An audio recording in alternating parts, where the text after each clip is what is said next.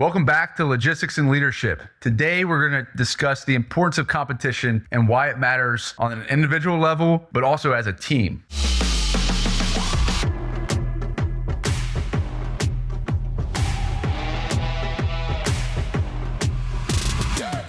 Brian, former collegiate baseball player, you competitive at all?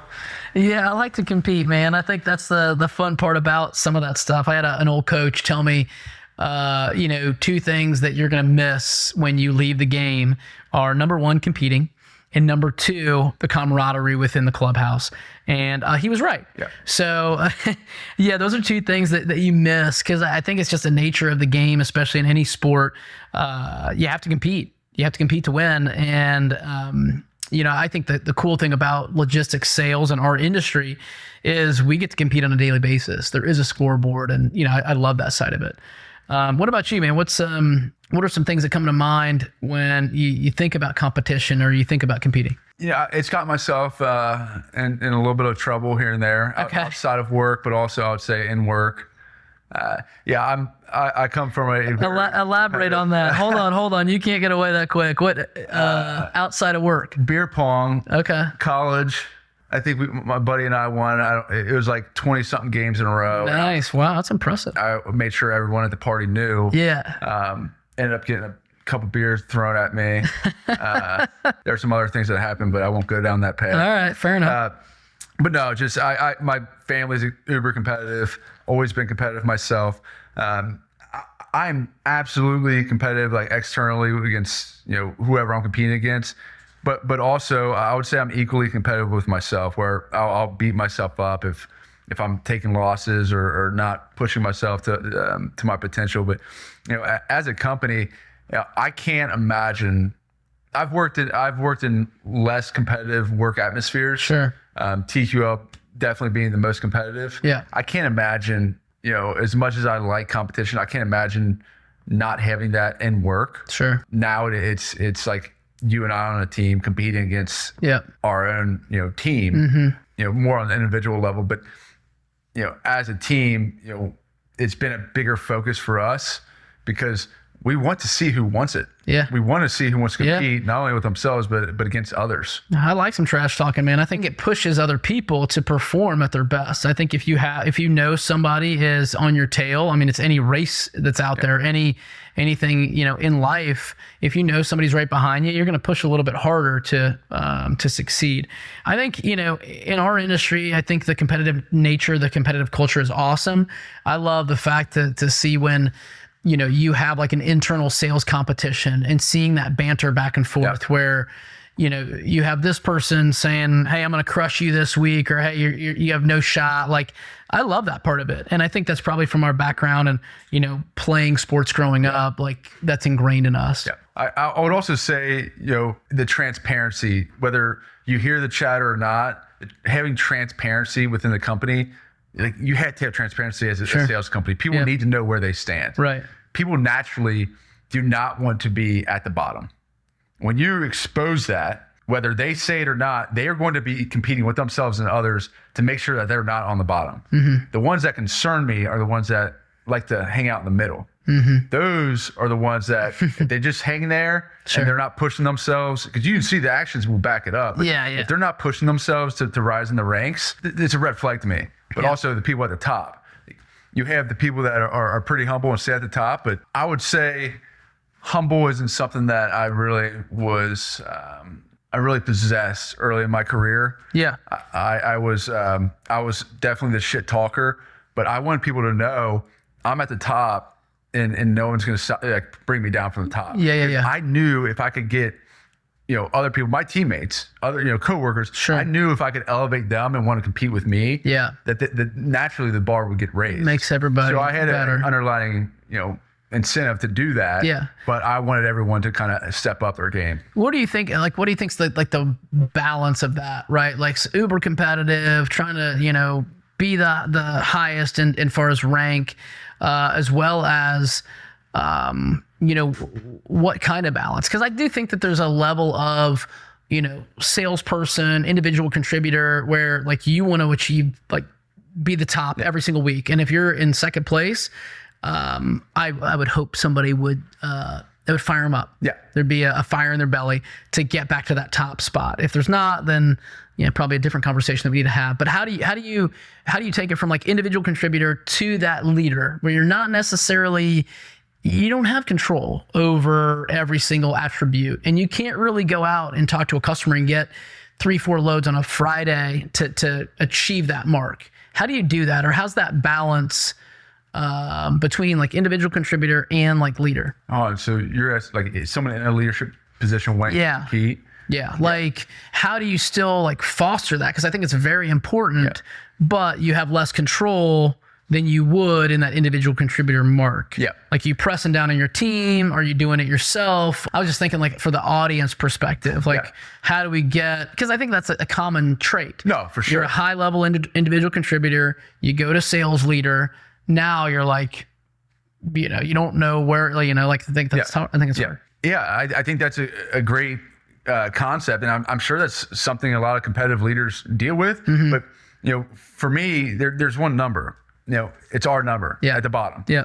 That's the number that internally I'm competing with. Yeah. I know where we were last year. I know where we were the previous week. I know where we were the previous month. So I want to compete as a team against ourselves. Mm-hmm. Because if we're not growing, there's like, what are we doing? Yeah. Like we have to be growing, or there's no sense in doing what we're doing. Agreed. So knowing the numbers, empowering your team and motivating your team and making sure that you're sharing that competitive spirit with them, and doing the small things that you can, if you're not contributing, to motivate them and step up. Yeah. Whether that's, we've seen it where, guys have, late afternoon shipments or weekend loads, and, I want to compete. We're competing as a team. Mm-hmm. Like, give me those. I'll do the check costs. Yeah. Or send me your list. I'll make some call outs. Sure. I'll book trucks. Right, man. I think like constantly setting the bar, I think, is extremely important, especially for the group, and understanding like why we're doing that. Yeah. And I think like if you have a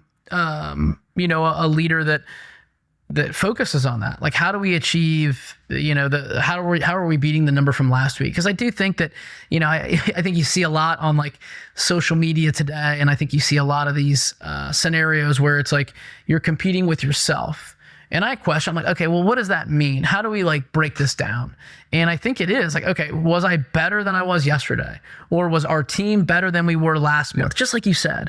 And I think a lot of groups and organizations need to focus on that, as opposed to, just, letting things slide, or, we're pretty good, or we're good enough, right? Like, to me, that's the loser language right there. It's like, oh, that's good enough, right? Well, that's mediocrity is good. Works for me. I've had it my entire life. Right. But no, I think, you and I know this, and we see it with the team, but I'm sure others can relate, where, you'll have those shit talkers, and this is where you want to avoid the cancerous actions of like the shit talking competitiveness, where, you'll have those shit talkers that are chirping at the guy in second place, or the guy that's, coasting and sitting in the middle of the pack. But at the end of the day, it's our job as leaders to make sure that they're still one number. Like, well, I don't think that's a bad thing, though. Yeah. I don't think trash talking is a bad thing. No. Yeah. As long as there's the right intentions with it. Yeah. It's a motivator for sure. Yeah. People that would,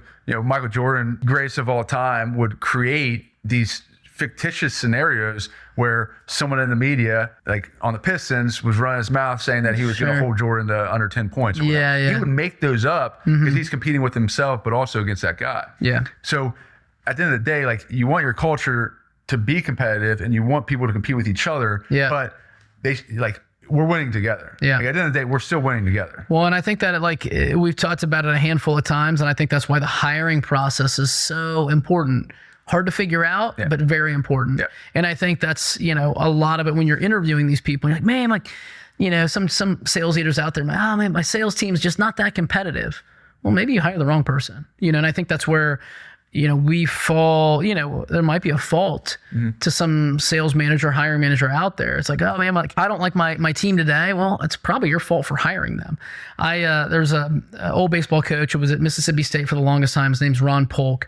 Went to, several different College World Series. I think he's a little bit older now. I think he's like 70, 75, 80 years old. But one thing that he always used to say was, if you don't like your team, get new players.